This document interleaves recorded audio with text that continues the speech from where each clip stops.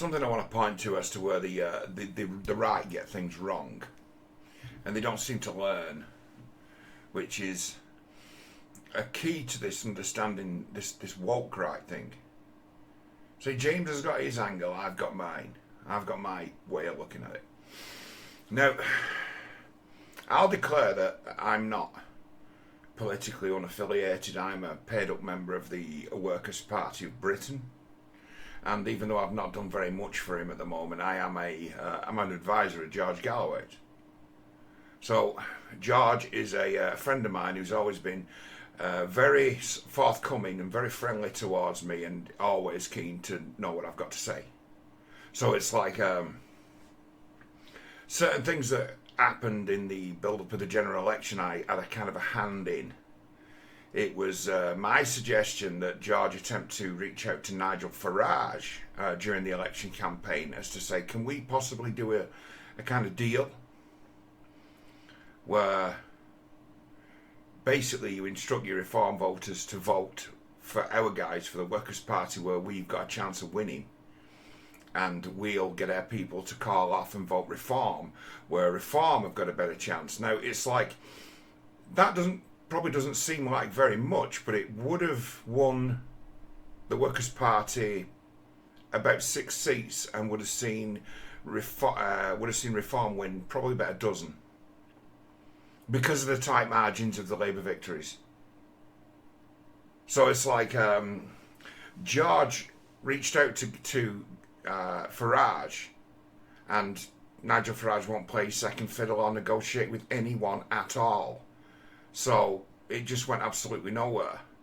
Where, damn, I was listening to Tucker Carlson talking to, I think, Jeffrey Sachs not so many months ago, and George's name got mentioned like 3 or 4 times. In fact, it wasn't Jeffrey Sachs, it was Neil Oliver. George's name got mentioned like 4 or 5 times as to be someone who both those guys, who are very high profile, who they most respected in politics, be George Galloway. So it's like, George is a big deal. Farage might be famous, but George is a massive deal. He's basically huge. He's a world famous peace campaigner, and known as being like the best orator in all of politics, but he couldn't get a sit down. Couldn't even get an exchange of emails with Nigel Farage. Nigel Farage won't play second fiddle or do deals with anyone. He's the star of the show. He's the sole owner of the Reform Party. So it's like, it's either his way or no way. And it's a matter of, there's certain angles of attack that the right, certainly Reform, reach for, that are just magical thinking, and they make them the centerpieces of their arguments. Now, to make my position clear, I am absolutely dead against illegal immigration, and I don't think we should be bringing in what would be skilled workers from foreign countries, bringing in nurses, bringing in care professionals. I think we can train those people ourselves, but then we've got a situation where the NHS has become embroiled with the universities, and in essence it appears that there's not so much on-the-job training anymore, or as much as there should be, as to where if people who work for the NHS want to increase their grade or move up, they have to go away and get themselves a degree, which they then have to pay tuition fees for. So it's like you kind of pay to move up the ladder. There's a chap called Sal, brilliant nurse, who I've spent a lot of time in hospital in recent times, in the last year. Sal is he's a genius. He's brilliant. Because nurses do all the work in hospitals. The student nurses, the student doctors who claim that they work every other godsend, no, they just watch nurses do things. They're not actually active workers. They tend to be people who have to be around in order for someone to sign a prescription for someone and to also analyse data. That's what they're there for. But the nurses do all the work, and the best nurse that I've had anything to do with was Sal. Sal was a Pakistani, but he was a Scouse Pakistani. and brilliant. There's not a job that a nurse could be asked to do that he couldn't do, that he wasn't highly competent at. He was a serious man, but not too serious that he couldn't have a laugh and a joke, if you know what I mean. A good influence on those around him.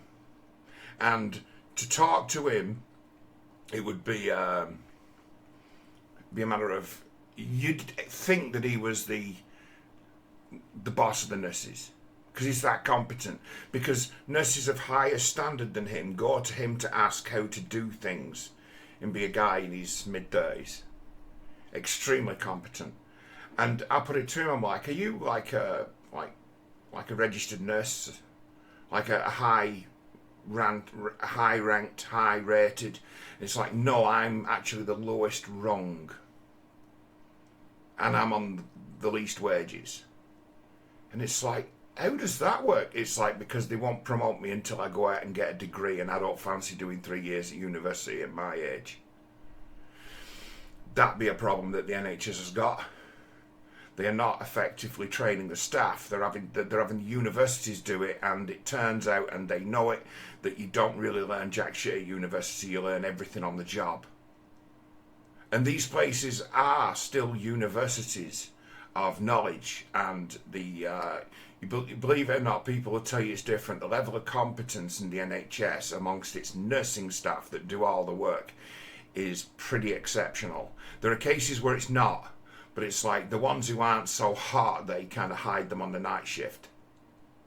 The ones that aren't really up to much, they hide them on the night shift, where there's not going to be so much work for them to do, other than to be just monitoring, taking blood pressure, taking temperature readings. That's where they hide the nurses that aren't particularly strong. But it's like during the main day shift, where them guys work 13-hour shifts, the NHS staff, they only work 3 days a week. They might complain about long hours, but they do 3 13-hour shifts a week, so they do 39 hours. They'll complain, the hours are long, it's hard work. But it's not really. They have a very, very favourable sort of shift pattern. I ain't got much bad to say about the NHS apart from the waiting times. When you're actually dealing with those people, they're very competent, most of them. They appear to have a layer of management which enforces a kind of political correctness, which all governments have got. And they, in their way to try to make things fair, have really, really damaging effects on the morale of the NHS, because it has them eye-rolling. Like, again with the woke. The woke never plastered a broken leg. The woke notion never changed an IV. It doesn't help anyone, it stands in the way. And it's like that extra layer of management they've got, that's in essence policing the staff, is really a waste of time, and a waste of resources, and a waste of money. And that's the biggest problem in the NHS, as to where the money goes. It looks like they've created a lot of jobs for political activists and busybodies. Layers of management that aren't required. That's what's wrong with the NHS. That's where the NHS is wasting money. And then, as well as that, a lack of elementary equipment that you'd expect them to have. Like, my local general hospital does not have an MRI scanner. I had to wait 7 months for an MRI scan. That's outrageous. I'm currently on a 1-year waiting list to see a genetic specialist. 1 year. The investigation into my heart problem is incomplete, because I have to wait a year to see the next specialist, and it'd be a matter of a year. That's kind of a long wait. And it's like, well, why is it so bad? And it's a matter of, well, there's a lot of people being pushed towards that. Turns out human beings do not turn out all the same. And genetic defects are a problem that kind of mire the human race. And the genetic specialists are amongst the busiest. But it's like, I've been dealing with cardio specialists in recent times who were just excellent doctors. And believe it or not, Pakistanis. Both of my heart specialists. The heart surgeon I've dealt with, and my heart specialists are all Pakistanis. But they're all like proper northern Pakistanis, so they spoke with Rochdale and Oldham and Manchester accents. It's like there is a cut-off. This is a thing that needs to be addressed on the right. They've never spent any time getting to know any working class people at all, and don't tend to listen to them.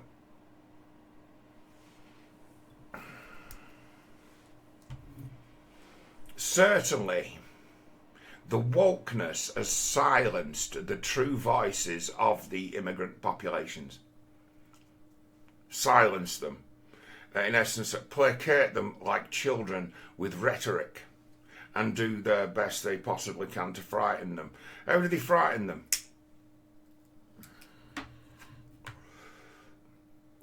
Show them a poster of Tommy Robinson, that frightens them.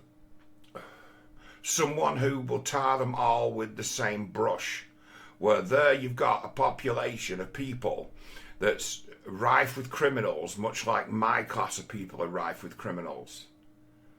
It's like my circles of people, my people, if they hear a story of someone pulling off say £1 million fraud or a robbery, they're like this.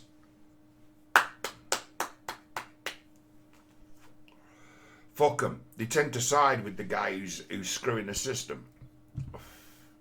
Why? Well, how else are you going to get forward in life? We've been abandoned. Working class people have been abandoned. We are spoken to like children. They placate us with rhetoric. That's what happens. Those who've made themselves our political overlords don't need our feedback.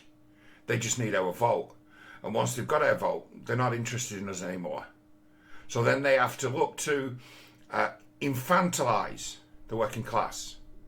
Now, I see that Reform are just as guilty as that as the Labour Party, and the Conservatives were just as guilty of that as the Labour Party. They've already decided. They've decided what the world is. And it's a matter of, the world that I know isn't the world they talk about on the left or the right. So it's like things that are actually major problems, which actually should be addressed as being major problems, as being bigger problems than the ones that we're actually addressing, will never be spoken about. Why? Simple. Politicians are not Batman. This is a thing that's a real problem with the right. Sadiq Khan is up for a knighthood, right? Sadiq Khan shouldn't be getting a knighthood because he's a scumbag who talks to people like they're children and don't know anything and thinks he understands the ins and outs of the way the world works, when he doesn't. And it doesn't appear that he listens to those who does. He tends to surround himself with toadies who tell him what he wants to hear, that are out of Oxford and Cambridge University and the like, London School of Economics, as if that place is teaching life lessons, as opposed to, in essence, selling degrees for the £9,000 a year that you pay for them. So they come out with a lot of confidence, thinking they know, with a piece of paper in their hand, and suddenly they're writing policy when they've got absolutely no experience of what it is to be alive. Never struggled. I'll tell you a tale. Just a little tale. I wanted to do my Christmas shopping last Tuesday. So I wanted to go to Manchester Arndale Centre. And Manchester Arndale Centre, you can go at night because most of it's open till 9 o'clock. So I wanted to go to Manchester Arndale Centre. So I don't have a car. So I borrowed my mother's car. And on my way back from Manchester, I was in Steve Coogan's old neighbourhood, Alcrington, which is North Manchester, which is the junction of the M60, Victoria Avenue on Rochdale Road. And I was undertaken by a car going far too fast that basically missed taking the front half of my car off by about an inch. We then proceeded to run 3 sets of red lights while weaving in and out of traffic and causing people to stop and put the slam the brakes on. And it stuck in my head as to, that guy can't drive. I'm very experienced as a driver. I must have done 500,000 miles. So it's like, I notice when someone obviously just can't drive. And this car was a more or less brand new Toyota, and I could see that it was an electric car. Them things go like stink and drive like go-karts. This thing was being driven like a go-kart. And I'm like, isn't it a shame that we've just got no police on the road? We've no police on the roads to, deal with this guy, to catch this guy. Well, it turns out he was spotted on CCTV cameras running all those lights, driving on a rampage on his way to Rochdale. And on the way back, I was just about to head into Rochdale, straight down what is Rochdale Road or Manchester Road in the other direction, and then I forgot. I realised, like, hang on a minute, I need to go to Morrison's here. Why? I've just realised that I forgot to buy some mashed potatoes. I don't make my own mashed potatoes. I buy those for about £1 that you put in the microwave, and hey, mashed potatoes. So I need to buy some mashed potatoes, so I turned off to the right. And I was something like probably 5 minutes behind this driver. And then I drives along to Morrison's, gets me mashed potatoes, gets home, and then I'm reading on the local website there's been a major road traffic accident on Manchester Road. And I'm like, let me guess who it was who's been in a major accident. You bet your ass it was that car that undertook me. On its roof. Had killed his passenger. And only by the grace of God, the car he hit, that he ended up flipping over when he hit, he didn't kill any innocents. He just killed his passenger, who was like a 17-year-old kid who was with him.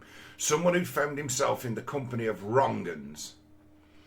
And the kid's been done for 20-year-old. A Pakistani kid. 20-year-old. He's done for causing death by dangerous driving. Driving without a licence. Having carjacked the vehicle. Driving without a driving licence. Driving without insurance. Driving under the influence of drugs. And he killed his passenger. And it was just only by the grace of God he didn't kill an innocent person. I'm funny about, I've spent so much time on the roads that I have a different notion of who deserves to get it. I once had a conversation with a wagon driver. And I used to have to hitchhike, you see. So I used to start getting a lot of conversations. If you're in the right situation, it's the right thing to hitchhike. Guy with trade plates like I was.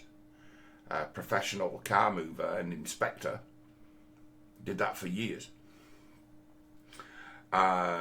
You get to talk to a lot of truck drivers. You're just in the right place where the place you drop off is next to a slow roundabout. You hold up a sign saying, I want to lift to Leeds. And you're in Grimsby. Someone will pick you up. And also people are used to seeing guys hitchhike from there. So you get a lift quite easily by someone.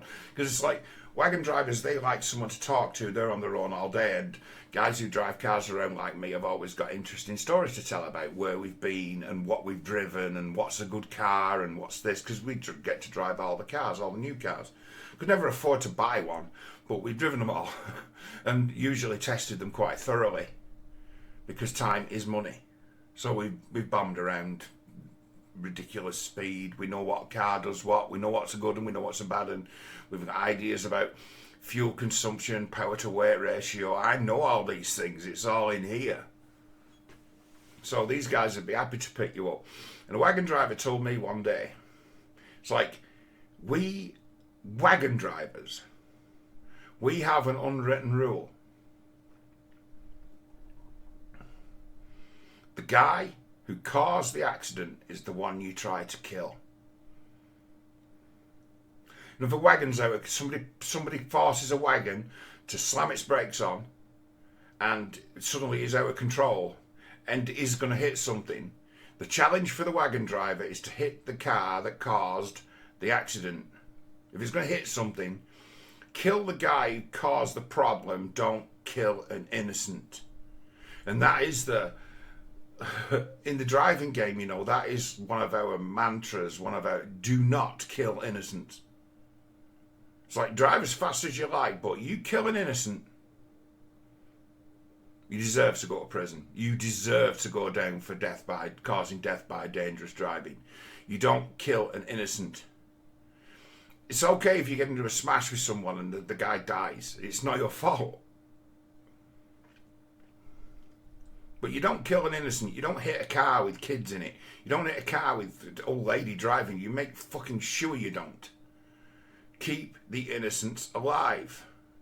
You can drive like a maniac if you're on your own and the road's clear, but as soon as you've got a passenger, their life's in your hands. You don't drive like an idiot. You drive with passengers as if you're transporting a box of eggs. Where I live, if you're going to die early, the way you're going to die is you'll be pulling out of a junction and you'll look up the road and you'll see that a car's about 300 yards away, and you'll just have one look and you'll pull out. And you're just not expecting you're not expecting to see a car doing 100 miles an hour in a 30. And he plows into you, he kills himself. He's more likely to survive that because he's going to hit it front on, and all the protection in the car's front on. He's just going to kill you. We sat one night actually making a video back in my old flat, and I heard an almighty bang in the distance, and it was like half a mile away, where a car had hit another car, and the car that did the hitting was doing an estimated 120 miles an hour on a 40 mile an hour road, and instantly killed. Lad, he was a Pakistani lad who died, and his girlfriend instantly killed them. Driver unharmed, obviously. He's got airbags, all the protection in the front. He got like 2 years.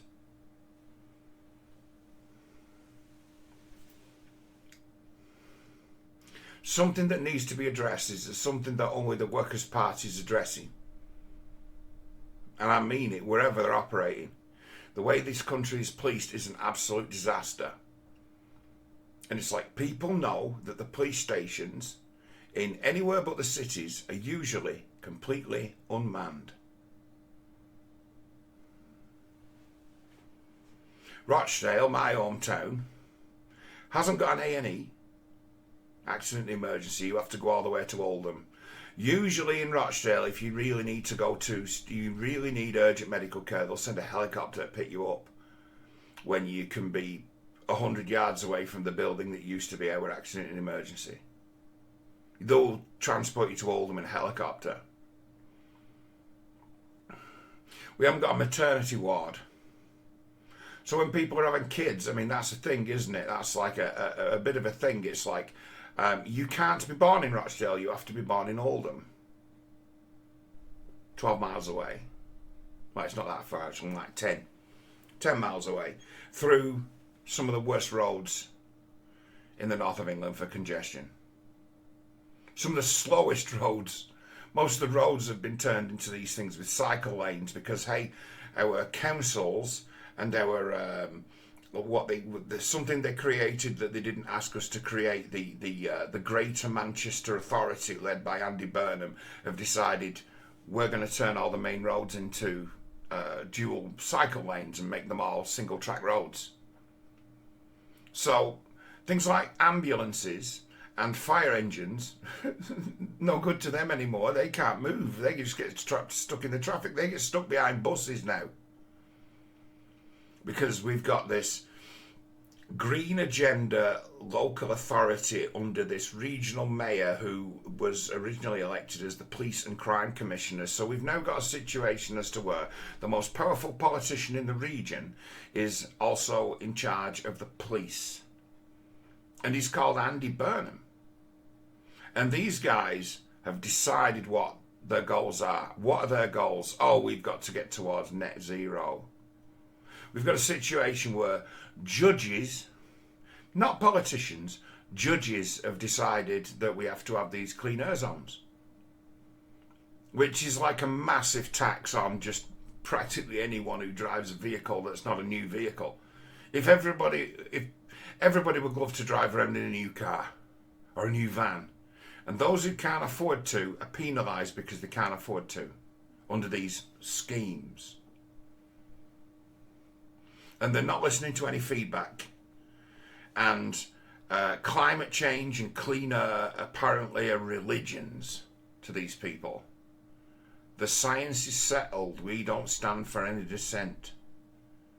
It's like, okay, so you've created another layer of management. You've created like 8 jobs that we spend, the taxpayer or the council taxpayer mostly is probably going to, is going to be spending a couple of million just to pay a few experts a year because these people are on the best money, they wouldn't do the job. Oh, we have to make these positions of these quango advisors like we want to be getting the best people. We need to be stealing people away from industry. Well, that's not what happens. It just gets given to one of their friends they went to school with or else friends they went to university with. So it's like the situation in Greater Manchester about like that is very similar to the situation in London. They talk about the straight world, the people who matter, the echo chamber of the media, whether it be kind of left or it be right, because there's no real difference. They just set themselves up to get clicks and views. They're on both sides in their own way, completely rigid in their understandings. And the things that they don't talk about are the things that are destroying this country. There's something that Tony Blair's government worked out. They couldn't fix Britain. So they set about making themselves appear to be doing something. And this is where you got your identity politics and your political correctness. It's like, well, we can do this. It's not brought us anywhere nearer to equality. It's not brought anyone out of poverty. It's not brought us anywhere nearer to this equity. So fundamentally, it's just rhetoric. It's rhetoric designed to placate fucking children. And other children hear this and they say, oh, that's great. And this is where I get back to reform. Sadiq Khan doesn't deserve a knighthood. But nor is he Batman with the ability to do something about street crime. That's crime. That's something that's dealt with by the police. He can't get into the mind of the kid who's going to set out to defend himself with a knife, get the knife taken from him, which is what happens, and get stabbed with it. Sadiq Khan is not in a position to do anything actually directly about knife crime. It's a non-political thing. Yeah, every time there's a stabbing in London, and there's been stabbings in London for as long as there's been a London. London has always been a dangerous place in the same way as so has Manchester has always been a dangerous place. Those who live here and spend time here and around here, we know it's a fucking dangerous place. We know there's lots of scrubs. We know there's lots of criminals, and it's a matter of nobody wants to actually address the fact that the police are always so far away that they act as an absolute zero deterrent. None. You can be doing whatever you want knowing that there's a final chance that the nearest copper is 10 miles away. Sometimes they just happen to be around on patrol because police officers, obviously these days, the car is a mobile command centre, a mobile communication centre. They don't need to have a presence on the street. But in some places, they do need to have a presence on the street. Our town centres in the north of England are not policed. There's no at-large police presence. Rochdale Town Centre, where I live during the day, is a dangerous place. It's more dangerous during the day than it is at night. Why? Because it's dominated by gangs of organised criminals, junkies and drunks. And they control the town. And people are afraid to go to the town And efforts made by the council to deal with it tend to be something like, we're going to bring in like minimum wage ticket distributors, fixed penalties.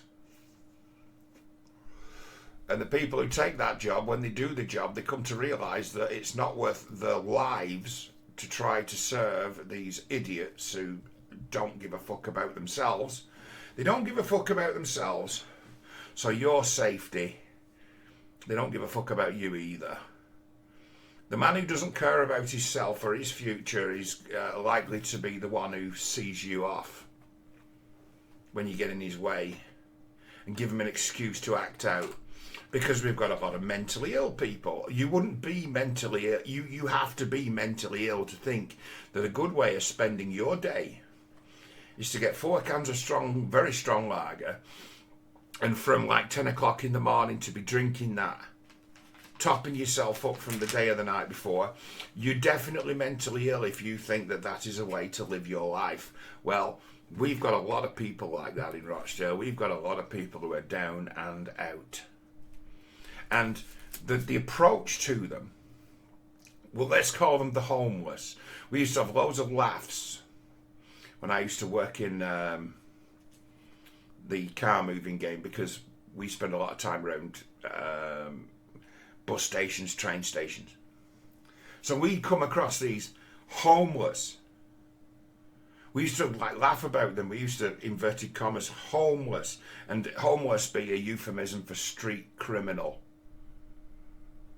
And it's like street criminal, but we have authorities and councils who treat these people as if they're broken children when they're not. Now it's like the council, or the councils, those who are charged with caring for the down and outs, right? They treat them like children. They actually echo onto them the behaviour of adults that made them disturbed in the first place. They re-victimise them. So most of the time they're not particularly friendly towards do-gooders who come to try to help them. They take the piss out of them something rotten and play along. But if you actually address these people as if they're human and accountable, suddenly they're a lot smarter than you might think, and you come to realise you're not dealing with a down and out, you're dealing with a quite calculating, crazy street criminal. But the council and the authorities, they choose not to see them as that. They see them as broken children that need to be treated like broken children. Treating them like broken children re-victimises them, causes all kinds of PTSD problems, and makes matters worse. And there's no way you can tell the council and the caring professions that they're doing it all wrong. They don't listen. They know better. They've been to college, they've been to university, and to get something for free, the down and outs in the street will play dumb to get something for nothing. So it's a massive joke. You've got a problem you're not actually addressing. When they say we're gonna solve homelessness, they're not, because they don't understand why people find their way to being on the street, and they don't really care to find out. They give them helpings of sympathy and a bed for the night. It's like, and think they're actually giving people dignity by giving them the means to go and have a bath and a shower, when they're not. They are treating them like broken children. You treat people like broken children and you put a carrot there, they'll start behaving like broken children. In essence, you've just created a endless supply of work. We go about it all the wrong way. And there's no way of telling the authorities that they're making a mistake. Now we go back to London and Sadiq Khan. Is Sadiq Khan Batman? How does it stack up? What's his ability like to be able to handle knife crime? And this notion of stop and search. Well, if we brought back stop and search, it's like stop and search, right? completely destroys morale of communities as to where they feel like they're being targeted, and they do. So it's like it becomes a political football. It's like the effects of it can't actually be measured. So it's like, okay, what do you want the politicians to do about crime? Because I'll tell you something, there's no solution for it. There's no solution for it other than do our best to detect and to punish, to create disincentives. And if that doesn't work, well, that's all we've got within our society. What do you want to do? Do you want to tear up the rule book?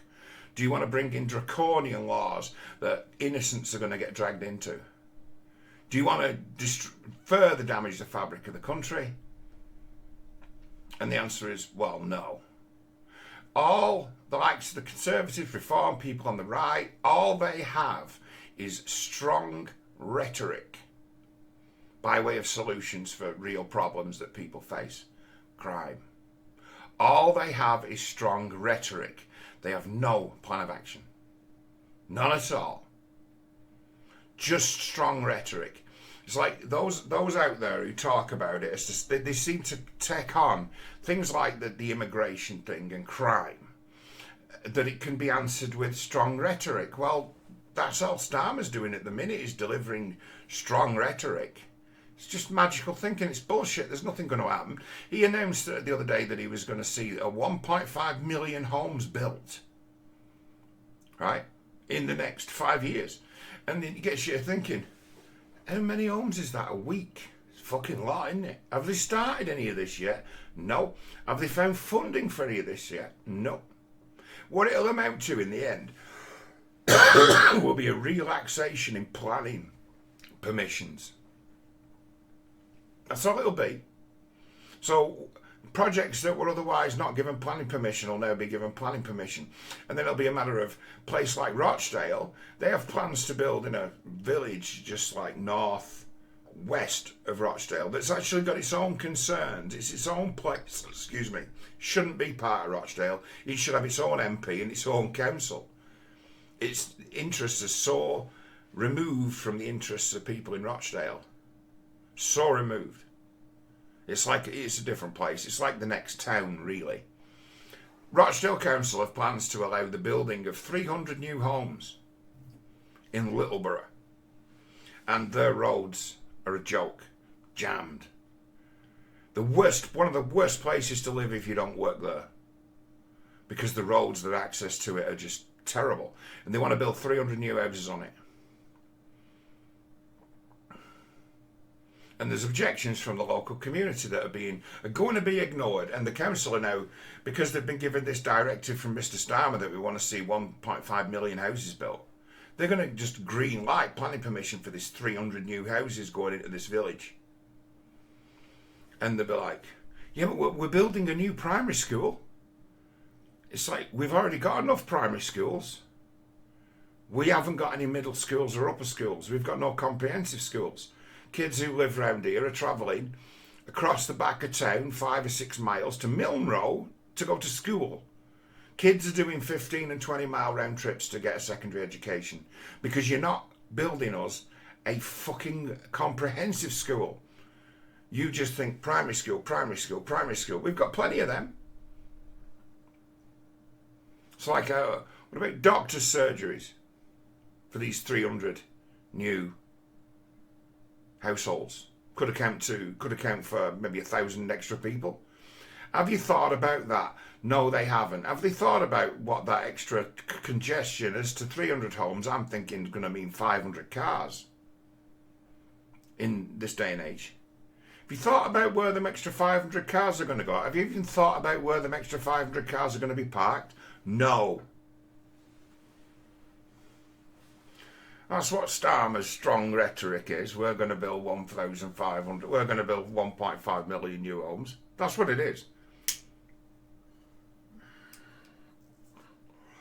Allusion into the planning rules, meaning that the councils will listen to the locals when they make their objections as to why we've got very good reasons why we don't want extra 300 houses. They'll just not listen to our feedback whatsoever. No, it's like,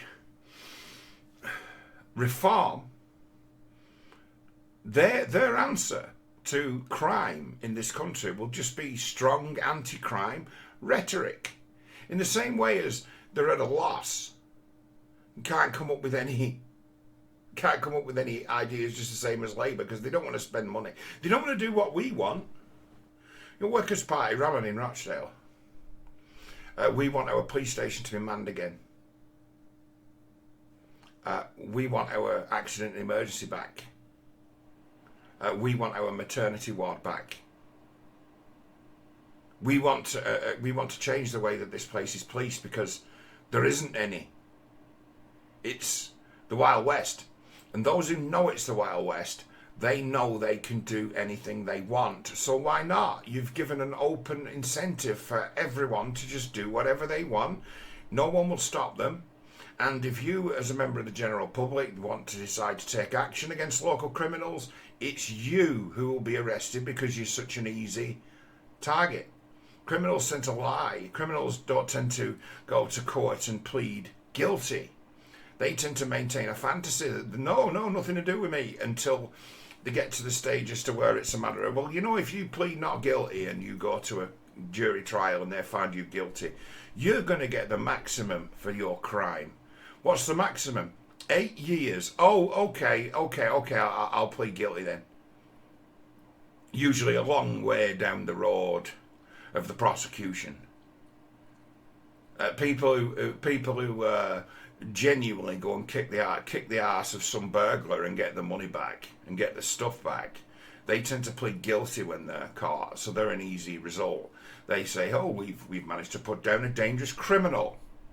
When no, you haven't. You've put down someone who was actually looking to defend his property or get his property back, because the police around here, they don't investigate anything lesser than a rape where someone's like visibly bloodied and shaken, or a murder. Otherwise, they don't really investigate. You have to take the case to the police already complete, as if you were putting a claim in for some industrial accident, as if you were trying to put a compensation claim in. You've got to hand the police an open and shut case. You can turn up with CCTV and they won't do anything. You can say, well, the guys broke in through my window. If you send those forensic people round, you could probably get some fingerprints. They're like, fingerprints? Are you kidding? What do you think it is, America? You think you're watching television? Doesn't happen. Every time they lock up absolutely anyone, they put it out on social media as to say, hey, we've caught another one. And it's like, okay, are you going to get on with the 1,000 Torags who know that they can do whatever they want because it's the Wild West?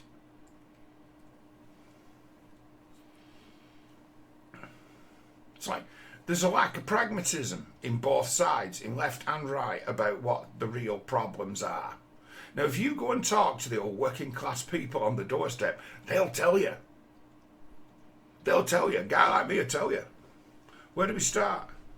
Well, politicising crime is not the place to start. Now we've got the internet and it's all instant, and generally there's somebody there with a phone who, instead of trying to break up a fight, will film it. And we've got this instantaneous news service as to where we can make things seem a lot worse than they actually are, or else a lot better.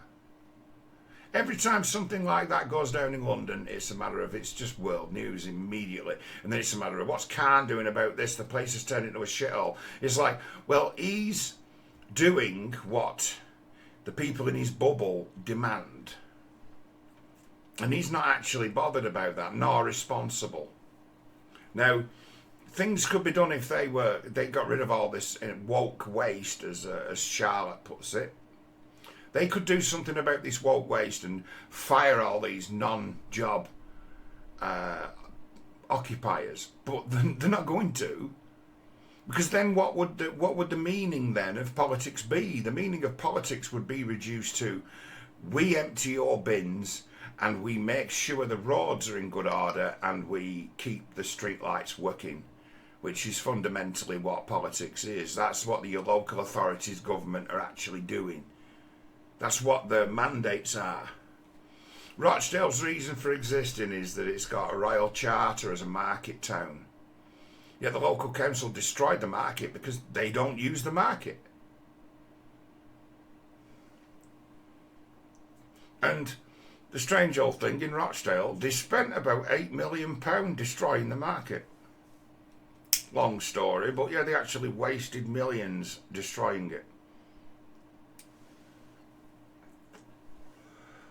Having not really thought about it properly. Having called some consultant.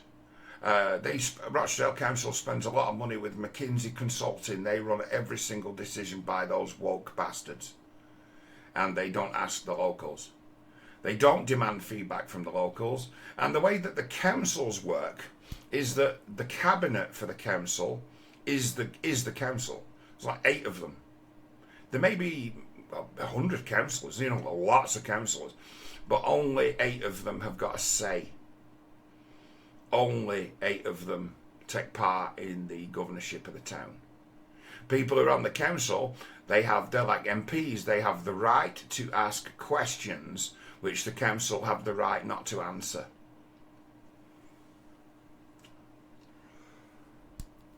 And then it's like all these structural problems that we've got. Do you hear anyone from the Conservatives or Reform ever addressing that as to say local government is a mess? A place like Rochdale, has it got anyone who's like, I mean, I've got no interest in political office. I'm a behind the scenes sort of guy. My health's not good enough. I can't be seen as, I know that I can't be seen as being reliable. I have bad days, I have bad weeks. So I can't do it. Because I can't say, look, I'll be able to turn up every day. And that kind of defeats the object of it, so you need people who are fitter to do it. And it's like, I look at my Workers' Party colleagues, and it's like, you'd be surprised how many of them are Pakistani Asian. It's like, do you know they actually care about their communities? They care about the town. They care about their businesses. They care about the kids. They care about the health service. They care about the police. They haven't got any time for criminals amongst their ranks either. You've got it where the criminal class in the Muslim community, they lead double lives. Absolutely, terribly afraid that their families will find out what they've been up to. They do their bit to deal with it when they can. The first people to raise the alarm in Rochdale about taxi drivers going with kids. There's a big problem in Rochdale with taxi drivers using prostitutes, Pakistani taxi drivers using prostitutes for illicit sex. And they were the first people to blow the whistle about it were Rochdale's Pakistani taxi drivers, who tried to make the case to the council that these guys are messing the business up for all of us. It's like we don't exist without repeat business, and if people stop trusting us, that's food gone off our table, that's our kids not getting fed, that's no shoes for the kids. We need something done about it. And they were completely ignored. Completely ignored.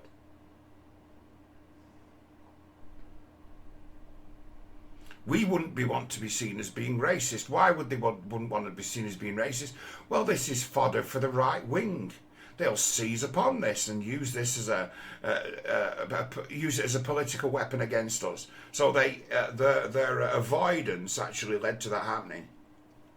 And it's like the real people who came forward and exposed it all. It's like they were Rochdale's decent people who were taxi drivers, understanding on what side their bread was buttered. It's like we dominate the nighttime economy. We own the restaurants. We own the takeaways. We own the taxis. It's like we need good relations with the local community, or we ain't got no business. Please help us save it.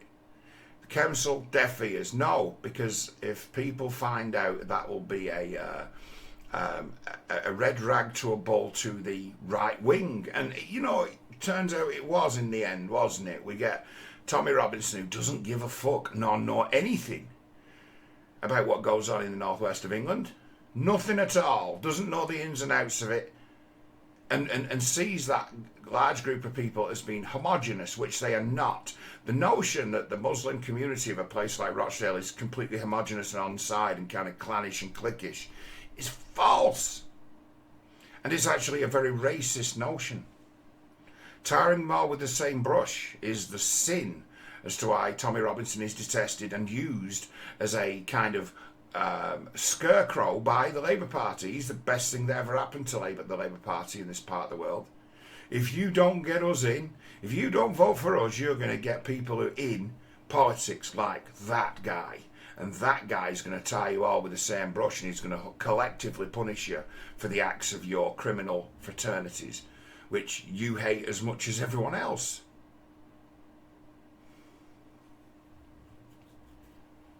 It's like, Workers' Party, we want our PlayStation manned again. Why? Because it used to be it's in a pretty good location. When it was manned, the police could be on top of you in minutes, 2 minutes, 3 minutes. It's not manned anymore. All the time wasted when the police arrest someone in Rochdale and have to drive them 12 miles to Collyhurst to lock them up and process them. It means that a copper can probably do one arrest a day, because that's his day gone. Once upon a time, when they had holding cells down in Rochdale, he could go out and catch a few, couldn't he? Because he was only ever 5 minutes drive away from where he just dropped the guy off, fill in the paperwork, and then leave it to somebody else to do the interviewing. All those man hours wasted. They could have another 1,000 coppers, and that'd just mean more man hours wasted. Yeah, they'd get more people arrested, they'd solve more crimes, but they'd still be driving 12 miles each way to lock someone up. It's like, there are things we can do about crime. Can make it so there's actually deterrence as to where it's like, if the alarm goes off when we're doing this robbery, there's going to be the police are going to be here in 5 minutes. We've got to run. Now it's like, police aren't going to be here for half an hour. We've got all the time in the world. That's a problem. That's a major problem, because all the fucking criminals know it to be so they can just do whatever they want. And if people, members of the general public, ever want to get in the way, it's not going to happen. They're going to be the ones who get in trouble. They're going to be the ones who get punished because of the way that the police are incentivized to solve easy cases. It's like Rochdale has been said to be, it was in the past, it was known as Rockdale. Why? Oh, because it was the drug smuggling hub of the north of England. Was anything really ever done about it? Does anyone really acknowledge that there's a real problem in this town with heroin, cocaine, whoa, everywhere? Does anyone ever acknowledge that? Well, no one spills the beans. The only time a drug dealer in this town is arrested is when other drug dealers get sick of indiscreet drug dealers and spill the beans on them. Do you notice how that thing with the BBC and the Adam Gang? There was a BBC series about it, 3 episodes. It was good to watch. It was funny for someone like me because the BBC and the police don't actually know who the real bad guys are. The guys they've arrested are puppets. The guys that they've charged for it are puppets. It's like, I can name the guy they work for. I know him. It's like I used to eat in his restaurant. I used to help them with their old 56k modems to get on the internet. I used to go around their houses installing modems, and they used to pay me meals. I know who these arch criminals are. I could give you their names. They've all run away to Pakistan when things got a bit hot, and things didn't get hot because of drugs business. Things got hot because of gang war. BBC's so wrong. But one of their idiots, one of their street idiots, he attacked a member of the just straight general public with an axe. He took his own life in the end, that lad, who got done in with the axe. He got half his hand cut off, and he got an axe blow through his shoulder, fucked him right up. And say, in the end, he was in a lot of pain, and he wasn't He wasn't seeing anything like justice, and he took his own life in the end. God rest him. All he tried to do was stop a maniac killing somebody. And then the maniac came back with an axe. As soon as that gang member, right? As soon as that gang member tried to kill an innocent, suddenly Greater Manchester Police got green light to investigate and break this gang up. And you know how quick they were at being able to do it? Oh, they had the whole thing wrapped up within a couple of weeks. They went and just found themselves a few snitches. I've been saying for years on my channel, it's like, police, if you're watching, right, I'll say it slowly as if you're fucking stupid. These guys who are driving up and down our roads around here, killing people, doing 100 miles an hour, treating the place like it's Silverstone, why don't you arrest them? Why don't you get someone on the street to chase them down and arrest them? You don't need to cause a great big accident. You can just put 2 and 2 together as to where they live, track them down, and then search their vehicles, because you've got just cause, as they say in the States. You've got a reason to be suspicious of this person's behavior. And then you find his drugs, and you find his phone, and you take him and you sweat him. You sweat him for hours on end, and you interrogate him and find that this guy is a fucking idiot and a coward, and see what he can tell you about who his friends are. You know what I mean? Police work. Actual police work. And yeah, when one of that gang maimed an innocent, suddenly they were all about police work. They learned enough very quickly to be able to put those guys in prison for a long time. They didn't wrap up the gang. The leaders of the gang are in Pakistan. Why the leaders of the gang in Pakistan? Well, the leader of the gang's second wife, his first wife, was killed in a tragic house fire which everybody knows was arson. Someone tried to kill him and accidentally killed his wife and kids. But then he got himself a new wife. And his new wife mowed down like a 6-year-old girl and killed her outright with a Range Rover driving down a road at 50 mile an hour that's only fit for 20. And he and his wife and his brother ran away, went to Pakistan, haven't been seen since.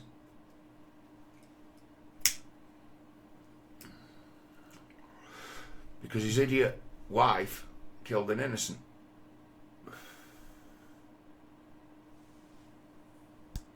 So they don't give a fuck.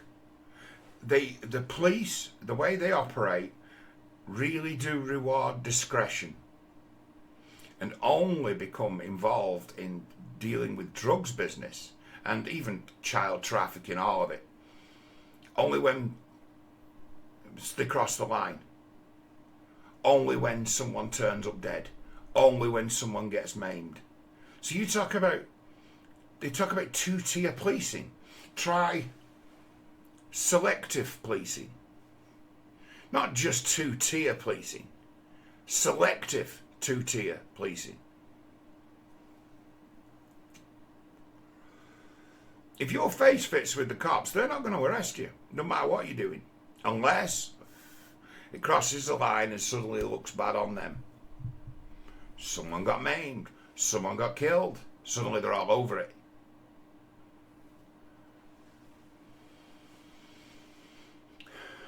It's like, where do you hear narratives like mine from anyone on the right who claim to be tough on crime? It's just tough on crime rhetoric. They don't care. They've not really thought about it. They don't really care too much. This country is broken in many different ways. When the thing that's going to cost you the most in life is to pay your rent, and the chances are in your lifetime you will never be able to raise enough money to buy yourself a home, we've got a problem, haven't we? Got it. We're the previous 1997 onward Labour government. They they unleashed a load of forces into the world. They did things that can't be undone. They created an underclass of people, working class, who once upon a time would have been able to quite happily get on with their lives, but the terms in major industry have been, in essence, run away by the council, who they don't want to deal with anymore. They've been pushed out of business by the council, who in essence wanted rid of them, wanted rid of the jobs. And all those good manufacturing jobs, where Rochdale was one of the great places in the world for pattern making. There's a hell of a lot of money in being a tool maker. Release the sausages. Hell of a lot of money in being a tool maker. The machines that are making the machines that are manufacturing the stuff might be in China, but the patterns and the tools are, they were still made in Rochdale. The real tough stuff, the real high quality work, the difficult to do work was still done by the advanced businesses of Rochdale. Rochdale was like the high quality spring manufacturing capital of the world not so many years ago. Where's it all gone? We once had the biggest factory in the world. We had a Dunlop factory making tyres. Global names in certain industries, in the composites industry, Courtaulds. Courtaulds do things like create the bodies for Formula One race cars. They used to be based in Rochdale. Where are they now? Not Rochdale. Gone. Everything's fled. And what have those jobs been replaced with? Minimum wage jobs in supermarkets. Jobs in distribution hubs, warehouse jobs that they treat people like dogs because they know there's an unlimited supply of workers. We're talking to a guy at the last Workers' Party meeting, and he was from the local sweatshop warehouse. Treat people like animals. JD Sports in Rochdale, one of the worst places to ever work. And they've started to clean that place up. Why? Because they brought in the union. Now in that place, a lot of the time unions are a complete pain in the arse. But I tell you what, you get yourself a good shop steward, and then suddenly the abuse of the staff ends. The corner cutting, the treating people like shit, the firing people on a whim to make an example of them in front of the others ends. Because it's like, I was talking to him, it's like, oh yeah, we forced the union on them. Because normally, firms like them, talking union is just a fast way of getting sacked.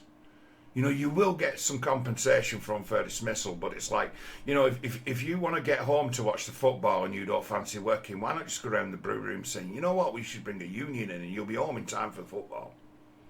They'll sack you. But those guys worked on maintenance. They were the engineering side of the firm. Without them, the trucks, when they break down, don't get fixed. And when they decide they're bringing a union in, when they are guys who could go working elsewhere and get paid more, or have got skills that are sought after, when they decide that we are going to bring the union in, we're going to make sure, and it's a matter of, well, you see, we can stop your production line, we can stop your output. Us 8 guys can go on strike and this place comes to a grinding halt. Might take some time, but you know it. They've managed to leverage the bosses to be able to get the union in the place. So suddenly, they've got someone who's on site who will actually fight, and with some muscle, actually be able to fight to see that workers are not being mistreated anymore. That's the kind of place this is. Because there's no competition, people get treated like cattle for minimum wage. And minimum wage at full time is a good job in Rochdale. You're in Clover, you're doing well. And the way that they've screwed up the property market, you could be on minimum wage and getting housing benefit, help with your rent, because you don't earn enough to live anywhere. You can be full-time working in minimum wage and still receiving benefits, and many people are.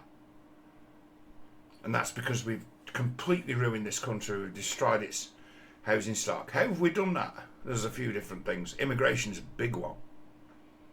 It is a big one. It's a big reason why it shortens the house supply. Certainly in a place like this that's a dumping ground. You come over the channel on one of them boats, and if you've seen the website or the handouts, there's been shown the leaflets, and it says, you will not be allowed to live in London or the southeast of England. It says that plainly. You will not be living there, but you will. You might be sent to Rochdale, you might be sent to Oldham, you might be sent to Newcastle, you might be sent to Sunderland, you might be sent to Middlesbrough. So it's like these once upon a time cheap places to live are now places where you can't afford to live. Even the crappiest parts of South Wales where no one would want to live. They get it where a 3-bedroom house is £125,000. It's like, yeah, good luck raising a deposit for that. It's like we've been cut adrift. The working class has been cut adrift. And until a party or a man of the people like Farage can get a grip of that, they're not willing to accept it, because it's like politically, it's the culmination of like 30 years of bad governance. 30 years of bad governance. It's not something, it's something that you have to hit head on. You have to, first of all, you have to admit there's a problem. You have to be able to isolate it. And then you can start to say, hey, what might we do about this? But as long as you ignore it, that process is not happening. Human beings are pretty good at solving problems when they actually address them. We live in a country where nobody addresses the real problems. So I am 100% against illegal immigration in this country. Why? And not for the reasons that other people are. My main reason is I know a lot about psychology. I know a lot about personality disorders, right? People who are seen as being bigger and better than me at it come to me asking for advice as to what I think, right? I ain't no mug when it comes to the psychology game. No mug. I know there are people in the world who can't be helped. I know there's people in the world who, when they say the guy did a murder, he was mentally ill, and people say, oh, they're playing the mental illness card again, I think. I'm like, and so right, they should. Do you know how crazy some people are? Do you know how messed up some people can be? And do you know how much it's going to cost in that secure hospital, like that lunatic in Nottingham who killed the girl and the lad who tried to defend her with a knife, where he was declared unfit to stand trial because he was a fucking loon, and they sent him to a hospital instead. That he's going to lie. He's got life. He didn't get away with anything. He's going to fucking banged up with Peter Sutcliffe, right? Do you know how many years and how much money is going to be spent on keeping him in prison? Do you know that the National Health Service has got almost no capacity or no meaningful capacity for helping people with mental health problems? Because in a lot of cases they're incurable. Incurable? Yeah, brain damage. It's a part of why I don't do so much of it these days, because I've come to a conclusion that you shouldn't attempt talk therapy on someone until they've had a brain scan. Yeah? Because it's like people who've got things like narcissistic tendencies. Narcissistic tendencies can manifest because somebody's got permanent brain damage. Someone with brain damage behaves just like a narcissist. Brain damage. These can't be cured. These people have got brain damage. How might one end up with brain damage? How about childhood use of drugs, cannabis even, LSD, amphetamines, heroin, cocaine? Childhood use or too young in life use of those kind of drugs can cause permanent brain damage. They don't talk to you about that. If they started to tell kids about that, maybe less kids would take drugs. You know you risk brain damage taking that ecstasy. Do you know you risk brain damage? You know there were people once upon a time where sudden death from ease was a thing. In every case you'd have it where really what happened was you had a kid with a heart defect or something similar to my situation, an undetected heart defect that isn't detected until something innocuous killed you. And they'd say, oh, it's this a bad drug, and it's a matter of, no, it's a fucking bad choice. poor education. It's like we could be steps ahead of where we are in educating kids not to touch drugs, and say to them as to why. So, well, your brain's not fully developed until you're about 26, 27 years old. And while it's building up, it can be permanently damaged. You can end up with a fractured amygdala. What does a fractured amygdala look like? Well, it kind of would demonstrate to the world that you get yourself in front of a good psychologist and they diagnose you as having something like borderline personality disorder, comorbid with being a schizoid, or schizophrenic even. But a comorbidity, they'd say, well, okay, and what's the treatment for that? None. There isn't one. We'll put them on antipsychotic medication and antidepressants, in essence, switching off most of the higher functions that would make them a useful, productive person. And give it a year or two until they get past the age of 27, when the brain is fully developed, and then see how crazy they are. That's the answer. We haven't got any capacity in this country for magically fixing people who've got brain problems and also mental health problems. And the two become, because it's all about observation, what they say, the way they react. Well, someone who's been neglected or abused as a child, who ends up personality disordered, he behaves very similar way to somebody who's been poisoned as a child and ended up with brain damage. Poisoned in utero and got brain damaged. So some of them are incurable. Now, if you're this isn't just a British thing. This is a human thing. To my mind, a country that's got incurable mentally ill people, the best thing they can possibly do is give them a few quid and pack them off to Britain. Send them here. That's why I object to illegal immigration. We don't know who we're letting in, and human beings can be very, very dangerous and expensive bags of shit, and it's just not worth the risk. Destroys our economy, would tie up useful medical professionals that could be better served dealing with our own crackpots. We've got our own problems. We've got our own crackpots. We've got our own mentally ill. We've got our own personality disorders. We've got our own criminally insane. We've got enough work, thank you, without importing somebody else's incurable incorrigibles. That's why I object to it. When they say they're bringing in criminals, like, no, we're taking on other countries' incurable, incorrigible criminals. Because the best thing they can do, because they don't want to pay for them to be in prison, is to just send them here. And as long as you've got that wide open loophole where people are like, oh, we've got to do something to help these poor people from these war-torn countries, and then saying things like, well, it was us who bombed them. Us? It's like, no, it's people like me who's on an NHS waiting list who's going to face the repercussions of this. I didn't drop a bomb on fucking no one. I didn't agree with the premise of the war you started or got involved in the first place. Why should I have to pay? It was your decision. You should have to pay. Maybe you should shut down this where they're able to get on boats and then just stick an outboard motor on a dinghy and cross the English Channel.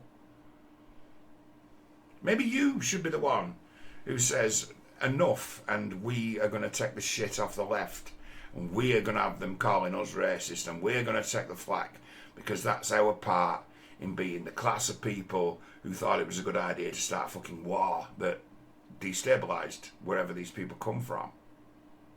And then we know about this. We've got the guys like Starmer, the civil rights lawyers, the human rights lawyers who say, you can't send this guy back to Pakistan. Why? Because when he gets there, they're going to lock him up, and their prisons are awful. This guy's a criminal.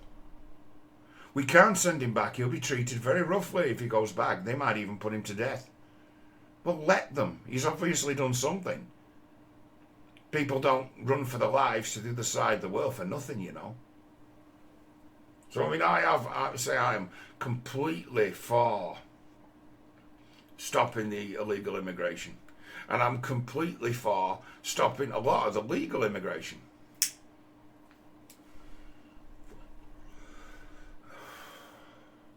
If we want doctors and nurses from abroad, the money we saved not letting them in the country, right? We could spend training up our young, as they used to, in the hospitals, not sending them to university, making them get a fancy piece of paper to prove they're qualified when they're not qualified. They've been to school. People get trained up on that job by other nurses doing the job. It works like just master and apprentice, as if you were working in a fucking garage. Get talking to the nurses. I quite like nurses. Generally, they're a cut above nurses because they basically, it's a matter of they take the job very seriously because it's a very serious business. And when they've got that title, registered nurse, when something goes wrong, they're on the hook. Not the doctor, the nurse is on the hook. Like Lucy Letby. She's the one who takes the fall for probably, it's like there's doubt as to whether she's guilty or not, or whether she's just been used as a scapegoat who's been blamed for a catalogue of failures by all kinds of people, and they've just singled her out and decided to put the whole case on her. It's starting to look a lot like that. She was a registered nurse, wasn't she? It's registered nurses that go down for the malpractice, not the doctors. It's the registered nurses who are the ones who go to prison for medical errors. And they're mindful of this. You'll get nurses you'll be talking to, and there's like, oh, who's been looking after you? Oh, Megan's been looking after me.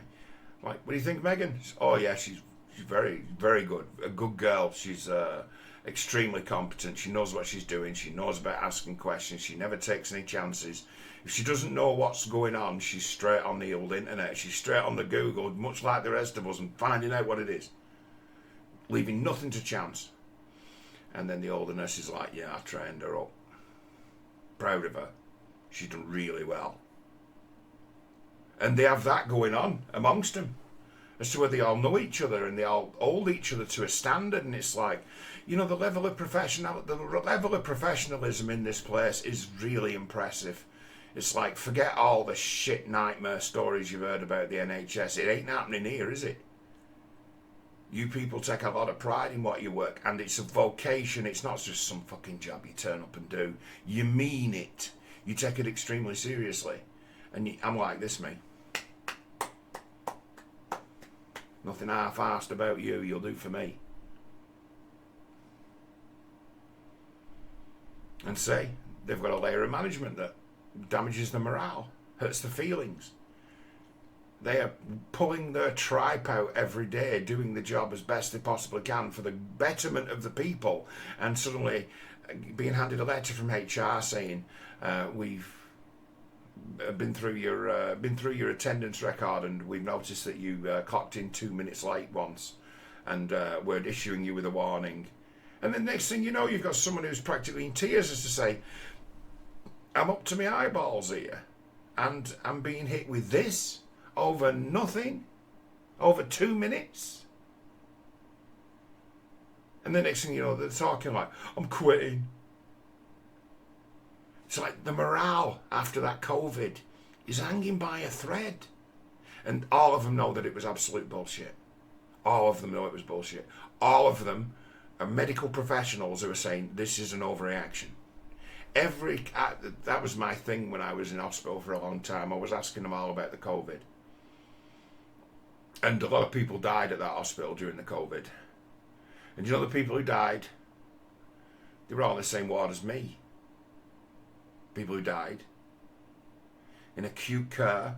Most of them were already being kept alive by machines. You add COVID to that, and they're dead. So it's like, nurse who was looking after me, Megan, she's like, I lost a lot of people. I lost a lot of patients during COVID. You can't tell me it wasn't a big deal. But they were all in the acute care unit. They were all in intensive care. That was her beat. Those were the ones who died. Many of them were in their 80s and on the way out anyway. But you added that COVID to it, did them in. There was absolutely no way in this world they could contain that virus. But they tried. What kind of magical thinking mind did that? It wasn't the mind of a doctor. It wasn't the mind of a nurse. It was the fear of a bureaucrat who was afraid that they'd be on the hook for excess deaths. And that's why we had a fucking lockdown. So I address that. Address this stuff, what the things I'm talking about. I've just given reform, if they want it, the rhetoric they need to be able to win the working class vote outright. Replace the Labour Party. Do with it as you will. But it's like most of you in this blob click right, you think you already know the answers, and you think that the answer is strong rhetoric to placate the people as if they're fucking children.